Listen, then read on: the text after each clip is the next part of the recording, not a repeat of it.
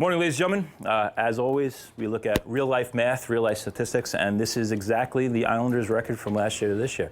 I think one of my goals when I first started teaching was to make math relevant. This year they finished with a 103, playoff bound. Sorry, Ranger fans, but they are playoff bounds. Playoff, you play for a trophy called the Stanley Cup. You might not know about that. It kind of gets under my skin if he makes a Ranger joke, but I kind of let it go by. It's really fun. He really likes to joke around with the Islanders and Rangers. I like how he puts sports into like the questions because it makes it more understandable. Sports is just easy for me to incorporate. The Islanders increased 23 points from last year to this year.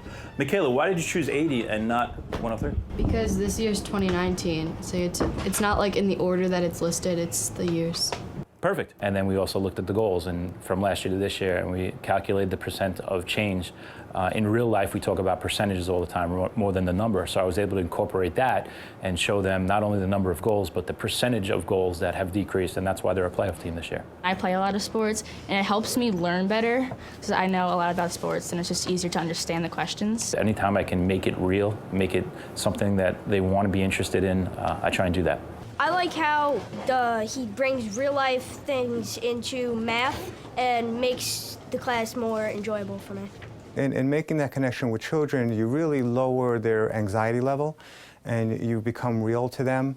Then it's much easier having them to relate to polynomials or solving quadratic equations. You know, they really can see that, hey, you're a real person, and at the same time root for the Islanders. Yes, yes, yes! How could you not fall in love with this team watching the way they play, the way they stick up for each other, the way they battle for each other? I try to take that and share it with my students. Islanders don't always win, but when they do, it's magic. And he shares that magic with his kids by encouraging them to keep going with his math and add to it in everything that he does. The hat never comes off. During the day at teaching, it's a different story, but when I get here, it's on. When I leave, goes right back on. I have the Islander sneakers with these are the championship sneakers with the years that they won. I have all kinds of autographs around the room from prior players, captains, members of the dynasty, and I have a picture of myself with Hall of Famers, and I have bobbleheads and pucks signed, study hard and believe in your dreams, and it's all about motivation and using the lessons that we learn here and applying it in real life, not only on the sports world and in the academic world, but in their futures and no matter what path they choose.